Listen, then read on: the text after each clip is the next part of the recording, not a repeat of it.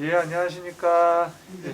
예, 오늘은 퇴행성 관절염 바로 알기에 대해서 이제 강의를 하겠습니다. 저는 이제 날개병원에서 근무하는 박인웅 원장이라고 합니다. 그래서 오늘 강의 시작하겠습니다. 이제 강의자 먼저 소개해 드리겠습니다. 저는 이제 날개병원에서 근무하는 박인웅 원장입니다. 저는 서울대 의과대학을 이제 졸업했고요. 이제 서울대학교 병원, 여기서 가까운 서울대학교 병원에서 이제 수련을 했습니다. 정형외과 전문의이고, 이제 현재 날개병원에서 이제 무릎 관절, 어깨 관절, 이제 발목 관절 이렇게 주로 진료를 하고 있습니다. 자, 퇴행성 관절염에 대해서 말씀을 드리겠는데요. 퇴행성 관절염, 보통 이제 퇴행성 관절염들은 이제 보통 이제 무릎이나 이런 데를 좀 많이 오시는데요. 그래서 이제 연골이 닳고 그 주변에 뼈와 근육 그리고 관절 안에 활액이라는 이제 조직이 있는데 이제 거기 퇴행성 변화가 나타나는 것을 이제 관절염이라고 하고요. 여러분들이 아시는 관절염이 이제 어떤 관절염이냐면은 이제 관절이 이제 노화, 이제 과한 사용과 연로하시기 때문에 많이 사용을 해서 생기는 이제 질환입니다. 그래서 다른 말로는 이제 골관절염이라고도 하고요. 자, 여러분들이 아시는 관절염의 흔한 원인이 뭐가 있을까요? 알고 계시는 게 있을까요? 예. 이제 첫 번째 말씀드리기 이제 과한 노동입니다. 아무래도 이제 힘든 일을 많이 하시고 노동을 많이 하시는 분들한테 관절염이 잘 오겠죠. 그리고 아무래도 이제 연로하신 것도 굉장히 이제 영향이 있습니다. 아무래도 젊으신 분들보다 연로하신 분들이 아무래도 더 과한 사용을 했기 때문에 관절염이 오겠고요. 그 다음에 세 번째는 비만입니다. 아무래도 체중이 1kg 늘 때마다 무릎이라든지 아니면 허리 관절 쪽으로 부담이 많이 오므로 인해서 퇴행성 관절염이 생길 수 있고요. 그 다음에 잘못된 생활 습관입니다. 예를 들어서 뭐 어떤 구부정한 자세라든지 아니면 이렇게 쪼그려 앉는 그런 잘못된 생활 습관을 장시간 이제 하시게 되면은 관절염이 잘 오겠죠. 그리고 외상이나 낙상입니다. 아무래도 이 외상으로 인해서 연골판이 다치게 되면은 그것이 이제 안 다치는 분들보다 좀 더 관절염이 일찍 오겠죠. 자, 퇴행성 관절염은 어디에 주로 생길까요? 혹시 퇴행성 관절염에 대해서 많이 들어보셨을 텐데요. 혹시 여기 이제 어느 관절에 가장 많이 생길까요? 무릎. 예, 맞습니다. 어르신 굉장히 정확하게 말씀해 주셨습니다. 무릎이 이제 가장 대표적인 이제 퇴행성 관절염이 생기는 곳인데 사실 이제 무릎 관절이 가장 많이 알려져 있어요. 무릎 관절이 가장 많이 알려져 있는데 일반 이제 어르신들한테 가장 많이 이제 알려져 있는 곳이 무릎 관절인데요. 무릎뿐만 아니라 척추 그리고 엉덩 관절 그리고 손가락 끝마디에도 퇴행성 관절염, 골 관절염이 생길 수가 있습니다. 그래서 오래 방치할 경우 관절의 변형이 초래되는데요. 그 변형이라는 게 어떤 거냐면 이제 조금 이따가 설명을 드리겠지만은 아무래도 이제 우리나라 사람들이 서양 사람들보다 오다리가 많습니다. 근데 이제 그 오다리가 나이가 들면 좀 더 이렇게 더 심해져요. 그래서 그런 변형까지도 초래되고 55세 이상의 80% 그리고 75세 이상의 거의 전 연령에 걸쳐서 퇴행성 관절염이 있는 것으로 알려져 있습니다. 자, 흔한 증상. 자, 여기 되게 흔한 증상입니다. 요거 다들 한 번쯤은 경험을 해보셨을 거예요. 자, 무릎이나 허리나 뻣뻣합니다. 움직이려고 하는데 잘 안 움직여져요. 안 움직여지고 아픕니다. 아프고 붓고 해서 걸으려고 하면 통증이 굉장히 심합니다. 그리고 이제 어르신들이 이제 앉았다 일어났다 하시잖아요. 그 의자에 앉았다 일어날 때, 자, 무릎에 한번 손을 갖다 대봅니다. 그러면은 관절염이 있으신 분들은 되게 이게 소리가 납니다. 뭔가 약간 거친 소리, 그런 거친 소리도 날 수 있고요. 그 다음에 관절 변형입니다. 아까도 말씀드렸는데 관절의 이제 이 몸 중심 쪽이 이제 내측이라고 합니다. 내측이고 이제 먼 데가 바깥쪽인데 내측만 닳아요. 왜냐하면 우리나라 사람들은 오다리가 많고 내측에 더 많이 이제 손상이 옵니다. 그렇기 때문에 내측만 닳고 외측은 좀 보존이 되게 되면은 오다리가 심해져요. 그래서 이렇게 어르신들 중에서 이렇게 건드신 분들이 꽤 있으실 거예요. 이렇게. 그래서 이제 그런 변형들이 이제 올 수가 있습니다. 자, 이제 오늘 주제는 이제 퇴행성 관절염, 골 관절염인데 비교를 해야 되게 류마티스예요. 류마티스 아마 어르신들 들어보셨을 거예요. 어디 뭐 방송 매체라든지 이런 데서 소개가 되어 있는데 아무래도 이거는 이제 발병 원인이 다르기 때문에 조금 이제 여러 가지 좀 면에서 좀 비교가 될 수 있습니다. 류마티스 관절염은 이제 면역 체계에 있어서 전신적인 질환이에요. 그래서 이 내 몸 안에 그런 관절에 대해서 우리 이제 외부의 적에 대응하는 그런 면역 체계가 있습니다. 그러니까 이제 항체라고 하죠. 그런 이제 면역 체계가 내 것을 공격하면 안 되는 내 것을 막 공격합니다. 그래서 생기는 이제 전신적인 질환인데요. 아무래도 이제 그런 면역 체계가 과하게 생기는 거기 때문에 이게 좀 젊은 연령, 퇴행성 관절염 많이 써서 생기기 때문에 50대, 60대, 70대에 많이 오는데 류마티스는 좀 이제 물론 이제 연세가 드신 분들한테 올 수도 있어요. 평생 모르고 있다가 70세에 갑자기 류마티스 관절염이 발병을 할 수도 있습니다. 하지만은 전형적으로는 젊은 연령에서도 생길 수가 있어요. 그리고 이제 퇴행성 관절염 경우 이제 무릎, 엉덩이, 척추 이런 데 많이 오는데 류마티스는 이제 어디로 많이 오냐면은 손가락, 손이 뻣뻣합니다. 손이 아침에 30분 이상 뻣뻣해요. 그래서 30분 정도 이렇게 조금 주물주물 해야지 풀어져요. 그런 거 이제 조조강직이라고 하는데 이제 그거랑 손목 그리고 무릎 이런 데서 양측성으로 양쪽이 오게 됩니다. 그런 특징이 있고요. 그다음에 이제 퇴행성 관절염은 이제 전신적인 질환이 아니에요. 이제 무릎에만 온다든지 아니면 허리에만 온다든지 그러는데 류마티스 관절염이 전신적인 질환이기 때문에 이게 보는 특수한 검사가 있어요. 그래서 혹시 이제 경험이 있으실지 모르겠는데 류마티스 질환으로 이제 의심이 돼서 이제 대학병원 같은 데 가시잖아요. 그러면은 항상 피 검사를 합니다. 그래서 피 검사에서 몇 가지 보는 게 있어요. 그래서 그거를 확인을 해서 이제 진단을 하기 때문에 좀 다르고요. 그다음에 이제 퇴행성 관절염 해도 관절 쪽이 불편을 하시지만은 어떤 전신적으로 뭐 질환이 없는 반면에 류마티스는 이제 뼈도 많이 약해지고 뭐 동맥경화라든지 그런 어떤 류마티스 뭐 폐렴이라든지 이런 것들이 생길 수가 있습니다. 그래서 이게 굉장히 이제 다르다고 할 수 있고요. 자, 관절염의 자가진단법입니다. 이게 좀 증상이 많은데요.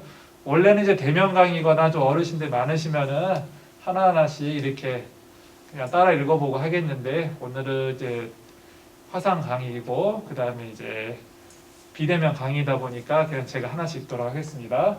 자, 무릎 관절이 붓고 물이 찹니다. 아무래도 염증이 있기 때문에 물이 많이 차고요. 그 다음에 무릎에서 소리가 납니다. 앉았다가 일어날 때 손을 딱 대보면은 소리가 납니다. 혹시 한번 어르신들 중에서 관절염 있으신 분도 한번 손 한번 대보시고 한번 까딱까딱 해보세요. 그럼 소리가 나요. 소리가 나고 그 다음에 이제 어르신들이 제일 힘들어하시는 게 계단을 힘들어하세요. 우리 지하철 같은 데 가면은 계단 많잖아요. 특히 이제 요새 새로 파는 지하철들은 너무 깊습니다. 그러다 보니까 엘리베이터가 있어야 돼요. 에스컬레이터가 있어야 되고 왜 그러냐면 어르신들께서 계단을 오르내리기가 너무 힘드세요. 왜 그러냐면은 계단을 오를 때는 내 체중의 3배에서 4배, 내려올 때는 7배까지 무릎에 굉장히 부담이 옵니다. 그래서 특히 내려올 때 통증이 심해요. 이제 이런 증상이 있으시면은 내가 혹시 관절염 아닐까라는 생각을 해보시면 됩니다. 그리고 증상이 더 심해지게 되면은 걸을 때 아파요. 아파가지고 쩔뚝대요. 그리고 이제 관절염이 심한 분들은 걸을 때 무릎을 다 펴지를 못해요. 그래서 우리가 정상적인 보행을 할 때 무릎을 다 펴서 이렇게 딱 디디고 딱 막 가야 되는데 다 피지를 못하니까 이게 어기적 걷게 돼요. 이렇게 그렇게 되고 그 다음에 이제 아까도 말씀드렸는데 이제 오다리 변형이라고 그래서 무릎 센터 내층만 다르니까 환자분들이 이렇게 걸어요. 이렇게.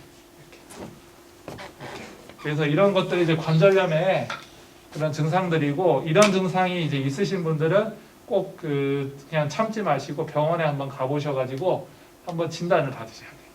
그래서 요런 이제 자가 진단법인데 그래서 이제 요런 증상이 있으면은 꼭 병원에 가보시라 하는 말씀이고요. 그래서 이제 제대로 치료를 받으시려면 병원에 가셔서 그래서 이제 의사 선생님하고 한번 상의를 해보시고 엑스레이도 찍어보고 검사를 해보셔야 되고요.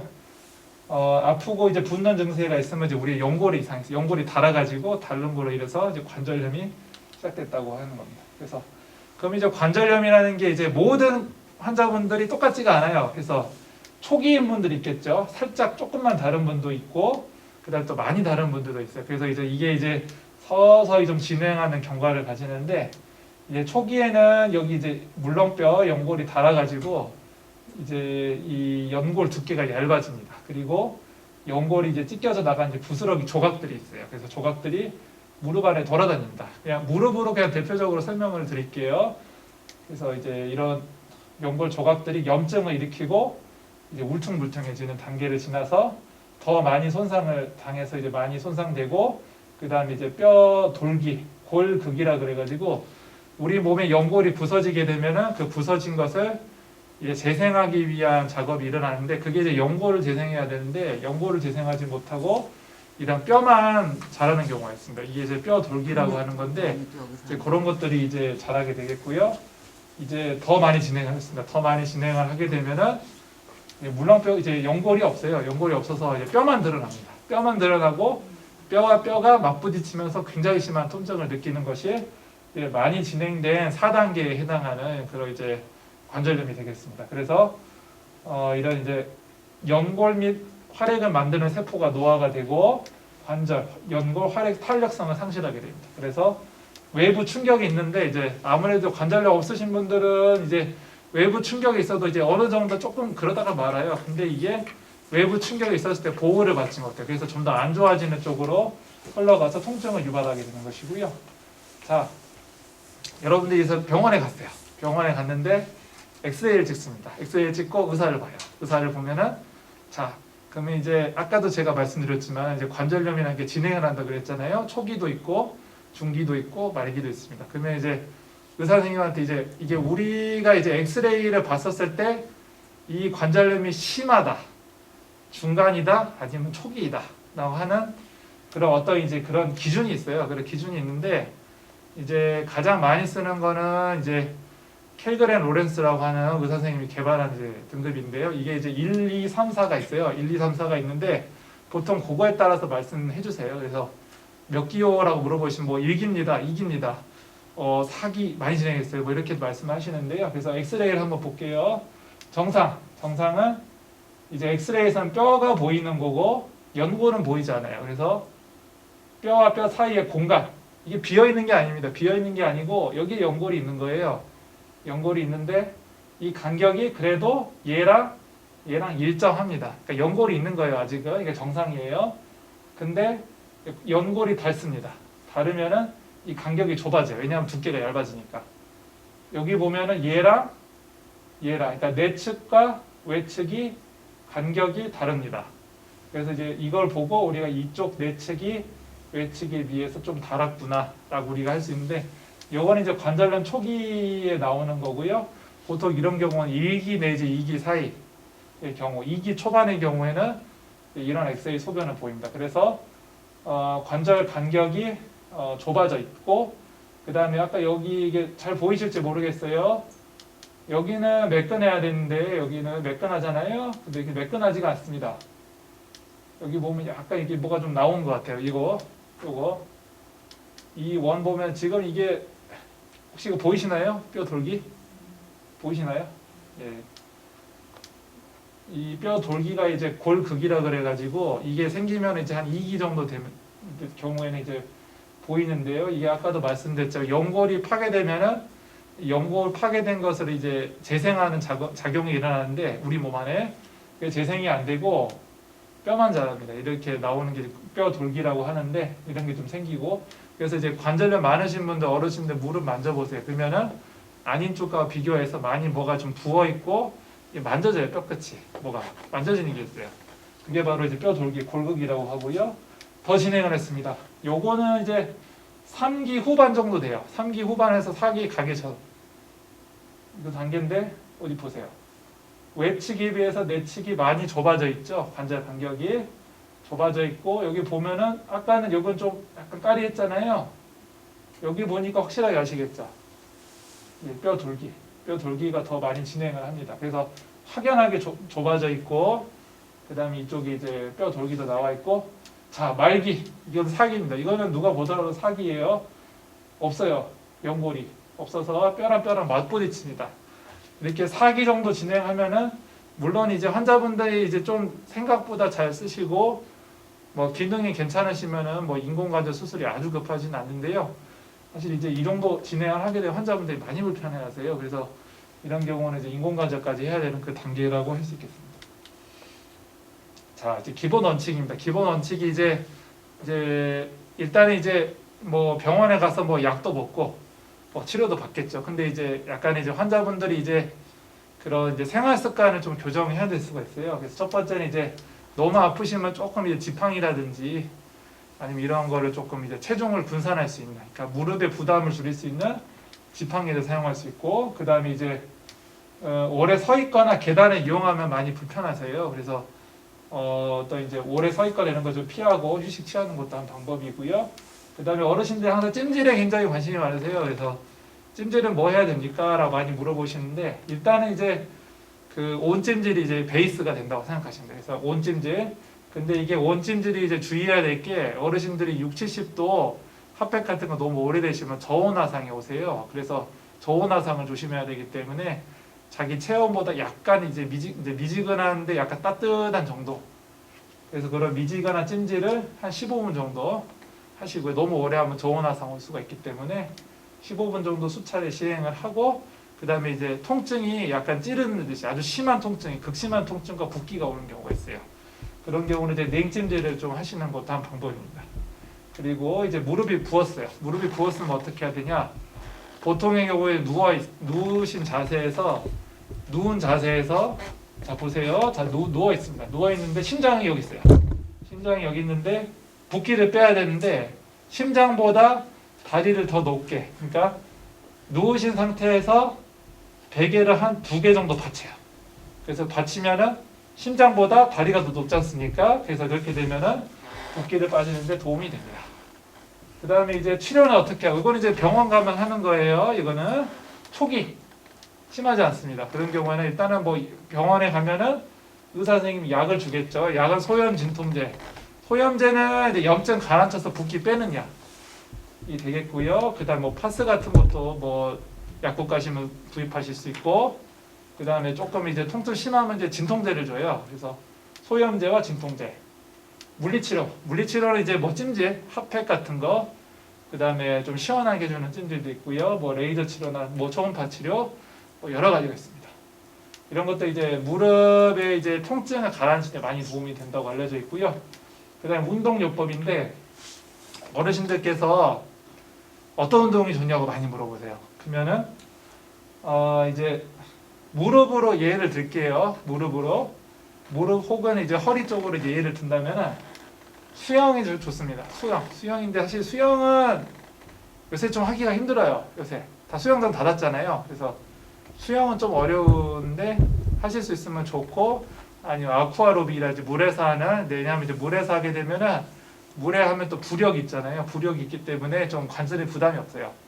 그래서 이제 수영이 좋고, 그 다음에 평지 걷는 거는 이제 무릎에 크게 부담이 없어요. 그리고 고정 자전거라고 하는데, 이제 우리 실내 자전거 있잖아요. 실내 자전거인데 요새는 이제 허리를 피고 하는 실내 자전거가 많아요. 그래서 그런 실내 자전거를 했었을 때 허리를 숙이고 하게 되면은 허리 쪽에 좀 부담이 오세요. 그렇기 때문에 허리 이렇게 뚝 펴가지고 하는 저런 보세요. 허리 펴서 하는 이런 실내 자전거 있습니다. 그런 것들이 좀 많이 도움이 되고요.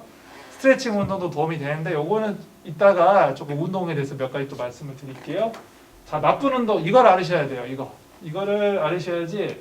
왜냐면 어르신들이 이게 이제 요새는 좀 나아졌어요. 근데 좀 잘못된 운동을 하시는 경우가 많아요. 그게 뭐냐면은 내 무릎 좋자고 등산하는 거. 물론 내 무릎에 관절염이 없어요. 아무 문제가 없어요. 그러면 등산을 하셔도 돼요. 등산하셔도 되는데 관절염이 있으신 분들한테 하시면 안 돼요. 만약에 내가 정말 산이 좋다 하면은 이제 그냥 완만한 산 있잖아요. 완만한 산. 천천히 갔다 천천히 내려오는 그런 완만한 산을 가시는 것도 사실 뭐 저도 그렇게 추천해드리지는 않는데, 그래도 만약 하신다고 하면은 그 정도까지는 뭐 컨디션 봐가면서 본인 그 컨디션에 따라서 조절하십시오라고 말을 드려요. 제가 어떻게 말씀드렸죠? 계단 올라갈 때 체중의 3, 4배, 내려올 때 7배까지 무릎에 부담이 옵니다. 그렇기 때문에 이게 이제 망가져요, 관절이. 특히 이제 등산 좋아하시는 분들이 체중을 들이는, 그러니까 여기 보시면은 내측, 외측 말고 무릎 앞에 관절이 있어요. 그 관절이 좀 많이 좀 안 좋으세요. 허리도 많이 나고 통증도 심합니다. 그래서 등산은 좀 하시지 말라. 관절염 있으시면은. 그다음에 이제 탁구 배드민턴은 뭐냐면은 요거는 이제 50대 후반 분들, 좀 상대적으로 젊은 분들한테 탁구를 쳐요. 탁구를 이렇게 칩니다. 치는데 이게 제가 보세요. 저 보면 어떻습니까? 물을 확 틀어요. 틀다가 이제 연골이 이제 뼈를 둘러싸는 이제 물렁뼈잖아요. 연골과 연골 사이에 있는 연골판이라는 게 있어요. 연골판이 많이 찢어져서 오세요. 그래서 탁구나 배드민턴은 사실 무릎에 안 좋아요. 왜냐하면은 방향을 한 번씩 틉니다. 특히 배드민턴 재밌잖아요. 배드민턴 쳐요. 치다가 이렇게 치다가 갑자기 이제 한쪽으로 이제 쏠리잖아요. 쏠리면서 이제 이런 연골하고 연골판에 손상들이 많이 오세요. 그래서 관절염 있으신 분들한테는 좀 안 하셨으면 하는 운동이 이런 겁니다. 자, 또 이제 약 먹는 걸로 안 돼요. 그럼 이제 의사 선생님이 주사를 놓자고 할 겁니다. 주사는 이제 관절 안에 문제니까 관절 안에 염증을 이제 감소하고 그다음 어떤 영양제 그리고 윤활 작용하는 약을 넣는 거고요. 그다음에 관절경 수술하는 경우는 있는데 사실 이제 관절염으로 관절경 수술하는 경우는 최근에는 많이 없어요. 이게 이제 연골 부스러기들이 너무 많이 돌아다닌다든지 아니면 그런 부스러기들이 무릎 어디 끼어 있어요. 그런 경우에는 그거를 이제 좀 증상을 개선하기 위한 목적으로 좀 제한적으로 하기는 하는데 이제 보통 이제 주사 치료를 많이 하게 되겠고요. 자, 이제 다 이런 치료들을 다 했습니다.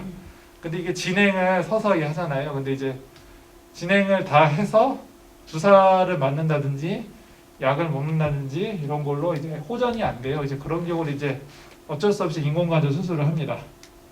수술 전에 이렇게 보면은 이제 뭐 뼈랑 맞부딪힐 정도로 굉장히 심하잖아요. 그래서 요거는 이제 엑스레이에서 4기 정도 되는데 물론 이 엑스레이지만 환자분들 잘 쓰시는 경우도 있어요. 하지만은 그런 어떤 다른 치료가 듣지 않을 경우에는 어쩔 수 없이 인공관절을 하죠. 자, 주사요법에 대해서 오늘 말씀을 드리겠는데요. 어르신들이 이제 뼈주사라는 말씀을 많이 하세요. 저한테 연골주사 맞으시면서 이거 뼈주사 아니죠? 막 이렇게 물어보시는데요. 근데 이제 뼈주사란 말은 이제 틀린 표현이에요. 어떻게 보면 엄밀히 말하면 틀린 표현이고, 근데 이제 약간 조금 이제 잘못된 용어가 좀 오래 정착이 됐어요. 그래서 이걸 갖다가 이제 저도 이제 그 어르신들에게 이제 올바른 정보를 드리기 위해서 노력을 많이 하는데, 이제 그냥 이제 관절 주사라고 하시는 게 편해요. 그래서 관절에 넣은 주사이기 때문에 뼈주사라는 거는 없고요.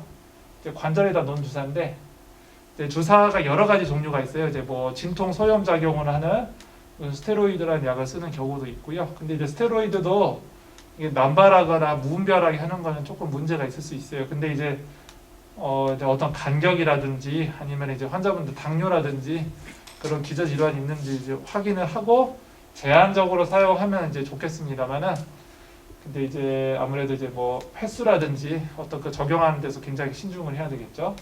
그래서 연골주사가 뭐냐면은 이제 관절 주사예요. 관절에 넣는 주사인데 히알루론산이라는 성분이 있어요. 이게 이제 우리 연골을 구성하는 성분이에요. 그래서 그런 연골을 이제 구성하는 성분을 넣어주는 거예요. 그리고 걔 자체가 이제 약간 좀 관절을 부드럽게 하는 영양 작용을 하고요. 그리고 그 자체가 이제 진통 작용도 해요. 그래서 얘가 소염 진통 작용도 하고 그 다음에 이제 어떤 기름칠 해주는 그런 주사가 있어요. 그래서 우리가 연골주사라고 하는데, 자, 연골주사는 이제 일단 뼈주사 아니에요. 뼈주사라는 건 없어요. 관절주사가 맞는 표현입니다. 그 다음에 얘가 이제 조금 장기간 효과가 지속이 돼요. 그래서 이게 보통 6개월에 한 번 맞으시는데 이게 이제 효과가 오래 가신 분들 6개월 이상 가요. 그래서 효과가 장기간 지속되고 그 다음 이거 이제 관절에다만 놓는 거기 때문에 사실 관절에다만 작용을 하지 우리 몸 전체에 작용을 하진 않아서 안전합니다. 자, 이제 연골주사가 뭐냐면은 자, 이 관절 안에다가 기름칠하는 윤활 역할하는 성분을 직접 주사하는 거예요. 이건 관절주사입니다. 자, 이게 여러 가지 제형이 있어요. 옛날에는 이제 일주일 간격으로 5번 맞는 것도 있고 3번 맞는 것도 있습니다. 근데 2014년도부터 한 번만 맞아도 되는 것도 있어요. 되게 다양한데 약간 장단점이 있어요. 그래서 혹시 내가 연골 주사를 맞아보셨다 하는 어르신 있을까요? 한번 손 한번 들어주시고. 예, 아이고 예, 많으시네요. 자, 연골 주사 중에서 나는 일주일 간격으로 3번 맞아봤다. 한번 손 들어보시겠어요? 예, 그리고 한 번 맞았다. 한 번 맞아도 6개월 하는 거 맞아봤다. 그 아직 없으시네요. 이게 이제 아무래도 이제 일회용 제재라고 하는 건데 이게 이제 우리나라에 도입된 게 14년도에 도입됐어요. 이제 한 7년 전이죠.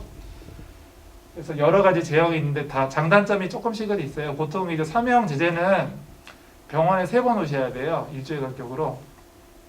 그래서 조금 불편한 면이 좀 있어요. 근데 이제 일회용 제재는 한 번만 맞아도 좋긴 하는데 이게 3번 맞을 거를 한 방에 압축을 하잖아요. 그럼 어떻게 될까요? 주사 맞을 때 조금 빡빡해요. 좀 이제 3회형 제재 맞는 것보다 조금 아프실 수가 있어요. 자, 이제 스트레칭 운동인데 이건 누워서 하는 겁니다. 이거 첫 번째, 이거 누워요. 누운 상태에서 발목을 제끼고 무릎을 편차로 다리를 이렇게 올려줍니다. 그래서 한 10초 정도 버텨주는 건데 어르신들이 이제 다리를 눕잖아요. 누운 자세에서 올려요. 근데 이제 어르신들 중에서는 뭐 이렇게 번쩍 잘 올리시는 분도 있는가 하면은 이렇게 올리면 허리가 아플 수가 있어요. 그렇기 때문에 그러니까 이게 올리는 높이가 중요하진 않습니다. 이게 높이가 중요한 게 아니고 누워 있어요. 그래서 단 10cm라도 한 뼘이라도 좋으니까 10초 정도 오래 들고 있는 게 좋습니다. 그래서 다리 들기 운동인데 이게 이제 무릎 양쪽에 번갈아 가면서 하는데 이게 한 번에 이제 양다리를 올리게 되면은 조금 허리에 무리가 줄 수 있어요. 그래서 이제 한 번에 한 다리씩 교대로. 그래서 10초 정도 버티고 10번씩 이제 반복을 해주시는 게 좋고요. 2번 운동은 이제 누워 있어요. 누운 상태에서 발목 위로 제끼고 무릎도 핀 상태에서 허리를 이렇게 숙여줍니다. 숙여주는 운동인데 무릎 편채로. 요거는 하셔가지고 환자분들께서 허리가 좀 아플 수가 있어요. 특히 협착 있는 분들 이렇게 하시다가 좀 다리가 저리거나 좀 불편하실 수가 있어요. 그래서 만약 내가 2번 운동은 조금 안 맞다 하면은 안 하셔도 됩니다. 그래서 1번 운동은 무릎에 많이 좋은 운동이고 2번 운동은 하실 수 있는 분만 하시도록. 자, 3번. 그 다음에 이제 아까 제가 계속 무릎 피는 거 얘기했죠. 이렇게 피는 거 얘기했는데 그러면 이제 거꾸로 무릎을 구부리는 운동, 뒤로 구부리는 운동, 무릎 당기기인데요. 그래서 중심을 잡을 수 있는 의자 같은 데다가 손을 이렇게 얹습니다. 손을 얹고 손을 얹죠. 그 다음에 이제 무릎을 이제 구부립니다. 그래서 지탱하고 허리 펴고 그 다음에 이제 무릎을 이렇게 지그시 구부려요. 그래서 10 정도 셌다가 내리고 또 반대편도 이렇게 해주는 거예요. 이렇게 운동을 해주는 거고 사실 이런 운동들은 지그시 하는 게 제일 중요해요. 천천히 하는 게 중요하고요. 그 다음에 당기는 느낌이 들도 10초간 유지했다가 이제 풀었다 놨다를 반복을 하시면 됩니다. 자, 이제 강의를 좀 마무리해야 될 단계인데요. 자, 오늘 강의 요것만은 좀 환자분들 이제 우리 청중분들께서 이제 요것만은 좀 기억을 해주셨으면 좋겠어요. 자, 퇴행성 관절염. 일단 줄이고 뭘 줄여야 될까요? 체중을 줄여야 됩니다. 체중을 줄여야지 이제 그 몸에 체중이 늘게 되면 관절에 부담이 많이 옵니다. 그래서 물론 쉽지 않은 거 다 알아요. 누가 내가 살 찌고 싶어 찌는 사람이 어디 있겠어요. 빼고 싶은데 잘 안 돼서 그런 거지. 하지만 이제 노력을 하면은 하실 수가 있습니다. 그래서 체중을 줄이는 게 중요하고요. 그 다음에 이제 규칙적인 운동 중요합니다. 걷는 운동, 실내 자전거, 수영, 취미만 맞으시면 수영. 이런 규칙적인 운동. 걷는 운동은 이제 환자분들이나 청중분들께서도 이제 걸으실 수 있는 거리가 있어요. 되게 이제 관절염이 있으신 분들 협착도 있기 때문에 협착이 심하면 500m 이상 걷기 굉장히 힘듭니다. 하지만 이제 평지 걷는 것은 이제 무릎이나 허리에 크게 문제가 되지는 않아요. 그래서 본인이 하실 수 있는 거리를 천천히 평지를 이제 그런 어떤 좋은 운동 하시고 푹신한 운동 하시고 천천히 이제 걷는 운동, 규칙적인 운동을 좀 강조를 드리고 그 다음에 키우고 뭘 키워야 될까요? 근력을 키워야 됩니다. 그래서 근력을 키워서 이제 퇴행성 관절염이 있지만은 이런 생활습관 교정을 통해서 충분히 잘 쓰실 수 있습니다. 그래서 이제 이것만은 꼭 이제 알아가셔야 될 텐데, 자, 통증을 참으실 필요가 없습니다. 요새 우리나라는 되게 의료 접근성이 좋기 때문에 꼭 통증을 참지 말고 일단 병원에 의원에 이제 원래 다니시든지 아니면 소개를 받으시든지 병원 의원에 이제 방문을 하셔서 꼭 의사 선생님하고 만나서 상담해 보시고요. 그 다음에 이제 연골주사. 물론 이제 연골주사는 이제 이게 적응증이 있습니다. 그래서 연골주사를 도움이 되는 경우가 있어요. 그래서 의사 선생님하고 상의를 하셔가지고 연골주사가 필요한 경우에는 맞으시는 것도 한 방편이다. 그리고 온찜질하고 이제 냉찜질을 생활하자. 그래서 기본은 온찜질인데 심하게 붓거나 아니면은 통증이 너무 심하다. 그럴 경우는 이제 냉찜질이 도움이 될 수 있습니다. 그리고 이제 아까 운동 중요하다고 말씀드렸죠. 다리 들기, 수영, 고전 자전거, 이제 그 실내 자전거가 굉장히 도움이 되고요. 자, 이제 경청해 주셔서 감사하고요. 저는 이제 여기에서 가까운 이제 안암오거리 이제 고대 병원에서 멀지가 않아요. 그래서 안암오거리에 있는 안암로타린 날개병원에서 제가 근무한 지는 이제 3년 조금 넘었고요. 이제 거기서 이제 무릎 관절, 발목 관절, 허리 이렇게 이제 주로 진료를 하고 있습니다. 그래서 요 강의는 이제 퇴행성 관절염, 이제 골 관절염에 대한 강의인데요. 그냥 이제 잠깐 그냥 잊어버리셔도 되는 내용인데 그냥 관심 있으신 분만 들으세요. 제가 이제 그 블로그를 하고 있어요. 개인적으로 조그맣게 그냥 하고 있는 게 있는데 가보면 이제 관절에 대한 얘기가 많아요. 그래서 뭐 외상성으로 다쳤다, 뭐 손목이 부러졌다, 뭐 이런 내용이라든지 아니면은 아까 제가 말씀드린 퇴행성 관절염에 대한 내용도 다 있어요. 뭐 엑스레이, 뭐 시기, 뭐 치료 어떻게 하는지 그냥 그런 내용이 있는데 제가 아까 제 이름이 뭐라고요? 박인웅이라고 그랬잖아요. 제 끝에 이름 그냥 웅 선생이라고 그냥 붙였어요. 그래서 그냥 웅 선생 그냥 네이버나 아니면 다음에 치시면은 그냥 혹시 이제 뭐 관련된 정보라든지 더 궁금하신 게 있으면은 뭐 잊어버리셔도 되는 내용이긴 한데 혹시 이제 관심 있는 분들은 한번 뭐 포털이나 이런 데서 검색 가능하기 때문에 한번 보시고 한번 뭐 추가적으로 궁금한 거 있다 한번 보시고 그 다음에 어떤 내용 궁금하시다고 여기 댓글 남겨주시면은 제가 이제 뭐 아는 선에서 성심성의껏 대답해 드리겠습니다.